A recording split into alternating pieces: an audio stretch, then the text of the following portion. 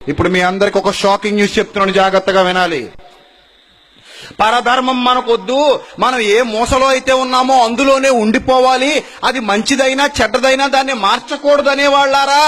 మీ అందరికీ నా ప్రశ్న, మతం గొప్పదా, కడుపుకు అన్నం పెట్టే వృత్తి గొప్పదా? చెప్పాలి నాకు. మతం గొప్పదా, కడుపుకు అన్నం పెట్టే వృత్తి గొప్పదా? మతం మారితే తల్లిని మార్చినట్టు రాసావు కదా పుస్తకంలో, మరి వృత్తిని మార్చితే ఏం మారినట్టురా చెప్పు నాకు. మతం అన్నం పెట్టదు, వృత్తి అన్నం పెడుతుంది. ఒక వడ్రంగి వానికి వడ్రంగి పని వృత్తి, అదే అతనికి దైవం అంటాడు, పనే దైవం అంటాడు. వృత్తిని దైవంగా భావిస్తున్నాననే భారతీయ సంస్కృతి. ఒక కుమ్మరి వానికి కుండలు చేయటమే ఆ పనిలోనే దైవాన్ని చూసుకుంటాడు. ఒక కమ్మరి వాడు కమ్మరి పని చేస్తాడు, ఒక చాకలి వాడు బట్టలు తుక్కుంటాడు, ఒక రైతు భూమిని దున్నుకుని పండిస్తాడు, ఒక కంసాలి పని చేసుకుంటాడు. ఇవన్నీ వృత్తులు. ఒకతను చెప్పులు కుట్టుకుంటాడు.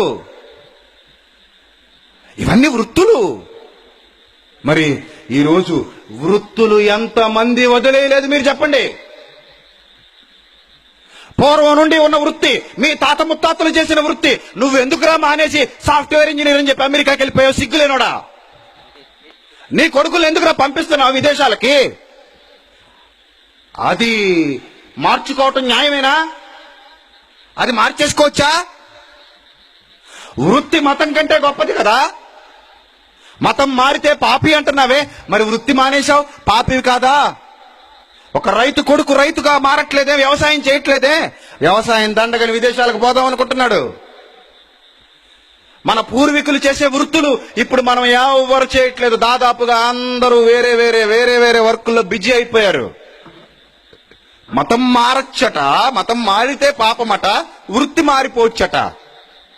మతం కంటే వృత్తి గొప్పదే. వృత్తినే మార్చుకుంటున్నప్పుడు మతం ఎంతయ్యా వృత్తి ముందు? బతుకు కోసం పొట్ట చేతబట్టి ఆ పని వల్ల లాభం లేదని మరో పని. ఇప్పుడు కుమ్మరివాడు కూర్చొని మట్టి పిసికి నేను కుండలే చేస్తానంటే ఏం తినగలడు? నువ్వు కొంటావా కుండ? కొనటానికి నువ్వు రెడీగా ఉన్నావు కుండ? నీకు కుండతో పని అయిపోయింది.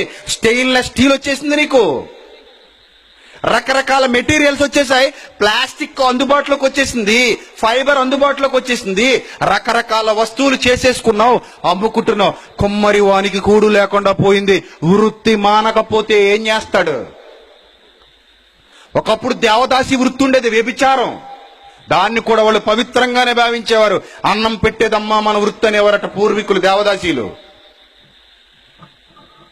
మరి వీటికి ఏమంటావు? అవన్నీ మార్చుకున్నాం. ఎందుకు మార్చుకున్నాం? మనకు కుదరలేనప్పుడు, మనకు నచ్చలేనప్పుడు మార్చుకుంటామండి ఏదైనా. దాని నువ్వు అమ్మతోనో నాన్నతోనో అక్కతోనో చెల్లితోనో తమ్ముడితోనో భార్యతోనో పోల్చకూడదు, తప్పదే. మతానికి తల్లికి సంబంధం ఏంటి అసలు? నీకు నచ్చలేదా మార్చుకుంటావు. ఎన్నో సిద్ధాంతాలు మార్చుకోలేదా? ఎన్నో ధర్మాలు మార్చుకోలేదా? ఎన్నో విషయాల్లో నువ్వు మార్పు తీసుకోలేదా? ఇందులో బలవంతం ఏముంది? నచ్చితే మార్చుకుంటావు, నచ్చకపోతే మార్చుకోవు. రకరకాలు ఉంటాయి. నేను ఆల్రెడీ చెప్పాను, ఎవడికి నచ్చింది వాడు తింటాడు. ఈరోజు మన వృత్తులన్నీ కనుమరుగైపోయాయి. మిషనరీ వచ్చేసిన తర్వాత మొత్తం సులువైపోయింది, మానేశారు. మానేసి ఎవరికి నచ్చిన పనిలో వాడు ఎలా డబ్బు సంపాదించాలని చూస్తున్నాడు తప్ప పూర్వం నుంచి చేసిన వృత్తిని ఆయన ఇదే చేయరా అంటే ఎవరో సిద్ధంగా లేరండి. పిల్లలు అసలు వినట్లేదు. నేను రైతుని రా, నువ్వు చేనుగట్ల మీదకి వెళ్ళాలరా అంటే పో పో అంటున్నాడు కొడుకు. అడుక్కుని అన్న తింటాడు కానీ వీడు వ్యవసాయం చేయడట. అంటే కుదరదు, ఇంకది అయిపోయింది, మారిపోయింది సమాజం. ఈ ధర్మాన్ని అనుసరించాలంటే, ధర్మం అంటే ఏంటి? నీతే కదా. ధర్మం అంటే నీతిగా బతకటమే కదా. ధర్మం అంటే పాపం చేయకుండా బతకటమే కదా. మరి నువ్వేమంటావు తెలుసా? చదువుతున్నాను చూడు, నువ్వు రాసిన పుస్తకంలో 47వ పేజీ, 47వ ప్రశ్న 14వ పేజీ, 47వ ప్రశ్న 14వ పేజీ నువ్వేవి రాసావో చెప్తున్నాను చూడు. మనిషి పాపి కాదు, పాపి అనుకోవడమే మహాపాపం. ప్రతి జీవాత్మలో పరమాత్ముడు ఉన్నాడని మనిషిని అమృతపుత్రుడని అంటుంది మన ధర్మం. మరి మీరేమంటారు అన్నావు. మరి మనిషి పాపి కానప్పుడు ఇంకా ధర్మంతో పనే ఉంది? అంతే కదా. మనిషి పాపి కానప్పుడు గిలగిల కొట్టేసుకుంటున్నావు ఎందుకు? ధర్మం అని. అందరూ పరిశుద్ధులేనా? పరిశుద్ధులే. అందరూ మంచోళ్ళేనా? మంచోళ్లే. ఇంకేంటి? పుస్తకాలు మూసేసి లోపల కూర్చోండి. అందరూ మంచోళ్లే కదా, ఇక ధర్మంతో పనే ఉందంటున్నాను. అందరూ నీతిమంతులండి. చట్టంతో పనుందా? పోలీస్ స్టేషన్లతో పనుందా? మన ఇంటికి తలుపులే ఎక్కర్లేదు, మనందరం మంచోళ్ళం అయితే. ఇంటికి తలుపు ఎందుకురా పెట్టించుకున్నావంటే చుట్టూన్న వాళ్ళందరూ దొంగలు కాబట్టి అంటావు నువ్వు, అంతేనా? ఇంకో కొత్త కారణం ఏమైనా చెప్తావా? చెప్పు. ఇంటికి తలుపులు ఎందుకురా అని అడిగాను నిన్ను, ఏం చెప్తావు? చుట్టూన్న వాళ్ళందరూ దొంగలండి, పిడకలే ఉండనివ్వరండి పొల్లను. ఇంట్లో వస్తువులు బీరువాలే ఉండనిస్తారు, అందుకే తలుపులు పెట్టించుకున్నావు. పోలీస్ స్టేషన్లు ఎందుకురా? చుట్టుపక్కల ఉన్న వాళ్ళందరూ కిరాతకులండి గనుక పోలీస్ స్టేషన్లు. కోర్టులు ఎందుకు? కేసులు పరిష్కరించడానికి. పాపాల పుట్ట పెరిగిపోతుంది గనక. మరి నువ్వేమంటావు?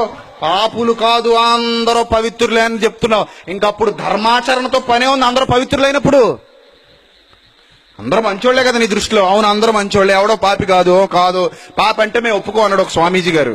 సరే, ఒప్పుకోవద్దు. మరి ఇంకేంటి? ధర్మం ఏముంది, ఇంకా బోధన ఏముంది? ఇంకేం అవసరం లేదండి. ఎవరికి మట్టి వాళ్ళు హాయిగా బతికేయడమే. నీతి సూక్తులు, ధర్మ సూక్తులు ఇవేవి అవసరం లేవా? అవే బైబిల్లో ఉన్నాయి. అవి బోధిస్తే నీకు మతమా? ఒక మనిషిని మనిషిగా తీర్చిదిద్దేది బైబిల్. అలా చెప్పినవాడు మహనీయుడు క్రీస్తు. అలాంటి మహనీయుడు చరిత్రలో ఎక్కడా లేడు. నువ్వు చూపించే వాళ్ళు ఎవరి దగ్గరైనా ఏవో ఒక పెద్ద పెద్ద హోల్స్ కనబడుతుంటాయి. ఏ ఒక హోల్స్, దాన్ని నువ్వు కవర్ చేసుకుంటావు ఏదో రకంగా కష్టపడి, ఏదో రకంగా తిప్పుతావు దాన్ని. నువ్వు ఏదో రాసేద్దామని రాసేసావు, కానీ నేను మాట్లాడటం మొదలెడితే చచ్చిపోతావు. ఇందులో నువ్వేం రాసావు తెలుసా? భారతీయ క్రైస్తవ సోదరులారా, ఈ విషయాలు మీకు తెలుసా అని రాసి, తండ్రితో సంభోగం చేసి గర్భవతులైన 2 కూతుళ్ళు ఉన్నారు, ఆదికాండం 19:30 అని లోతు కుమార్తెల గురించి రాశావు. ఇది దేవుడు చేయించాడా దగ్గరుండి? నేను అడుగుతున్నాను, చెప్పు నువ్వు. దేవుడు చేయించాడా? లోతు దగ్గరికి వెళ్ళారా బాబు, లోతుని 2 కుమార్తెలతో నువ్వు సంభోగం చేయాలని చెప్పాడా? లేదు, లోతు నీతిమంతుడే. ఈ దౌర్భాగ్యురాలైన 2 కూతుళ్ళు ఏం చేశారో తెలుసా? తండ్రికి మత్తిచ్చేసి, తండ్రికి పేకల దాకా మందు పట్టించేసి తెలియకుండా మత్తు ఇచ్చేసి రాత్రికి అతనితో పడుకున్నారు. అసలు అతనికి తెలియదండి, మత్తులో ఉన్నాడు పాపం. అలా 2 రోజులు చేశారు. ఇది తప్పు పూర్తిగా వీళ్ళిద్దరిదే, దేవుడిది కాదు. మరి ఎందుకు రాయించాడు? ఇలాంటి నికృష్టమైన పనులు మీరు చేయకూడదురా అని చెప్తున్నాడు మనకు. అది పేపర్లో వార్త వస్తుంది, పశువు ఇదిగో ఇలా చేశాడు అని రాస్తాడు. అంటే టీవీ నైనుడు మీరు అందరూ ఇలా చెయ్యండి రా బాబు అని మనకు చెప్పడమా? సాక్షి పేపరుడు ఇదిగో రేపటి నుంచి ఇలా ఫాలో అయిపోయి మనకు చెప్పడమా? కిరాతకుడు అని పేపర్లో రాస్తాడు. దాని అర్థం ఏంటి?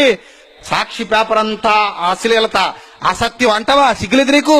కామన్ సెన్స్ లేదు నీకు? బైబిల్లో ఇన్ఫర్మేషన్ రిపోర్ట్ ఇచ్చాడు. బాబు నాయన ఇలా చేయకూడదు, లోతు కుమార్తెలు తప్పు చేశారని చెప్పాడు. కనుక నువ్వు పుస్తకంలో భారతీయ క్రైస్తవ సోదరులారా, ఈ విషయాలు మీకు తెలుసా? తండ్రితో సంభోగం చేసిన గర్భవతులని 2 కూతుళ్ళు ఉన్నారు, ఇది నువ్వు రాసేసావు. మరి ద్రౌపదికి 5గురిని భర్తలు చేయడం ఏంటి?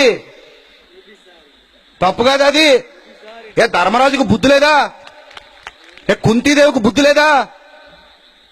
అదేం పనిరా బాబు? ధర్మరాజు అర్జునుడు వెళ్ళాడు కదా స్వయంవరానికి, ద్రౌపది అర్జునుడికే సొత్తు అంటే, లేదమ్మా ఒకటి తెచ్చావమ్మా, ఒకటి తెచ్చావంటే ఒక అమ్మాయిని తీసుకొచ్చావని చెప్పాలి. నువ్వు ఒకటి తెచ్చావంటే నువ్వు ముందు ఒకటంటే ఆవిడ ఏ ఆపిల్ పండు దప్ప పండు అనుకు పంచుకు తినేయండి అంటది. మరి కుదరో. ఒక అమ్మాయిని తీసుకొచ్చాం, 5 అన్నదమ్ములు పెళ్లి చేసేసుకున్నారు. ఇది తప్పు కదరా? నికృష్టుడా? ఏట్రా ధర్మం? ఎవరి ధర్మం? మాట్లాడితే చాలా మాట్లాడతాను ఇలాంటివి, చచ్చిపోతావు. కిందేం రాశావు? 6 నేను భూమి మీద ఖడ్గం పంపుటకు వచ్చి తిని మత్తయి సువార్త 11 నీకు అసలు ఖడ్గం అంటే ఏంటి తెలుసా? ఖడ్గం అంటే ఏంటి తెలుసా? ఇది ఇప్పుడు వచ్చేదే ఖడ్గం, నిన్ను నరుకుతుంది కదా, ఇది ఖడ్గం అంటే. నీకు అసలు రెఫరెన్స్లే తెలియవు. ఖడ్గము పంపవచ్చి తిని, ఒక మనుషునికి వాని తండ్రికి కుమార్తెకు తల్లికి అత్తకు విరోధము పెట్టవచ్చి తిని అని రాశావు. అంటే దీని అర్థం ఏంటి తెలుసా? సత్యంలోకి వెళ్ళినోడిని అసత్యంలో ఉన్నోడు వ్యతిరేకిస్తాడు, అది దాని అర్థం. యేసుక్రీస్తు చెప్తున్నది అత్తగారికి కోళ్ళకి గొడవలు ఎట్టాకొచ్చానని కాదు. నిజానికి అది చేసింది ఎవరో చెప్పమంటావా? వెన్నపోసు కోసం వెళ్ళాడట, దొంగతనం చేసి మొత్తం వెన్నపోసు తినేసాడట. నేను చదువుకున్నాను చిన్నప్పుడు. మొత్తం వెన్నపోసు తినేసి కోడలు నిద్రపోతే వస్తూ కోళ్ళ మూతికి రాసి వచ్చేసాడు మహానుభావుడు. అప్పుడు అత్తగారు వచ్చి చూసిందట, ఎన్నపోసు కనబడలేదట. అమ్మమ్మ ఎన్నపోసు ఏమైపోయింది? 4 జోతుల కోళ్ళ మూతికి అంటించి ఉందట. ఆవిడేమో నిద్రపోతుంది, జుట్టు పట్టుకు లేపి చిత కొడిసిందట, మొత్తం ఎన్నపోసు తినేసేవాట దొంగ మోకం దానా అని. ఇప్పుడు అత్తగారికి కోళ్ళకి విరోధం పెట్టింది ఎవరు? ఇది ఈయన, ఈ పక్కన ఆయన. నువ్వు రాసినోడే వేషాలు నా దగ్గర. నువ్వు చెప్పేది తప్పు, నువ్వు రాసిన తప్పు. నీ దగ్గర ఇంత పెట్టుకుని బైబిల్ గురించి నువ్వెవడో పుస్తకాలు రాయడానికి? ఆ? అత్తగారికి కోళ్ళకి విరోధం పెట్టవచ్చుది అంటే ఆయన మాట్లాడిన భావం అది. నువ్వు నోటుకొచ్చినట్టు రాసేయకూడదు, నువ్వు నోటుకొచ్చినట్టు చెప్పేయకూడదు. ఏ తండ్రితో సంభవం చెల్లెలు భార్య అయిందట, ఆదికాండం 20 అధ్యాయం 12 వచనం. కోడ